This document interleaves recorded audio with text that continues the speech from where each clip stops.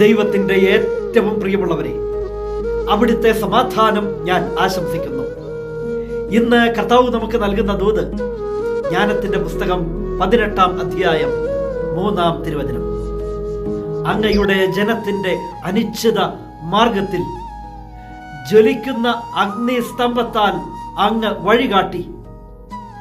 അവരുടെ പ്രതീക്ഷാ നിർഭരമായ കുടിയേറ്റത്തിൽ അത് അവർക്ക് പ്രശാന്ത സൂര്യനായിരുന്നു. വഴികളിൽ ഇരുള് വീണപ്പോൾ, വഴിയറിയാതെ അലഞ്ഞപ്പോൾ, ഒരു തിരുനാളമായല്ല, ജ്വലിക്കുന്ന അഗ്നിയായി ദൈവമക്കൾക്ക് ദൈവം വഴികാട്ടി. അത് അവരുടെ ജീവിതത്തിന്, അവരുടെ പ്രതീക്ഷകൾക്ക് പ്രശാന്ത സൂര്യനായിരുന്നു.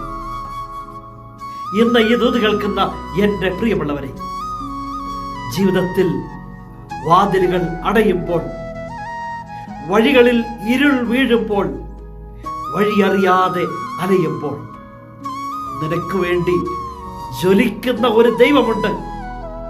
അഗ്നി തൂണായി, അഗ്നിസ്തംഭമായി അവിടുന്ന് കടന്നു വരും. വഴി തുറക്കാൻ, വഴി കാട്ടാൻ, നേർവഴിയെ നടത്താൻ. അവിടുന്ന് പറഞ്ഞു, ഞാനാണ് വഴിയും സത്യവും ജീവനും. അതെ, നമുക്ക് വഴി നമ്മുടെ ദൈവമാ, നമ്മുടെ കർത്താവ്. ആ വഴിയിലൂടെ നടക്കാം.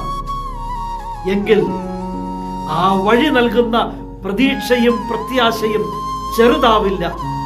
ആ വഴിയിലൂടെ മുന്നേറിയാൽ വിജയം സുനിശ്ചിതമാണ്.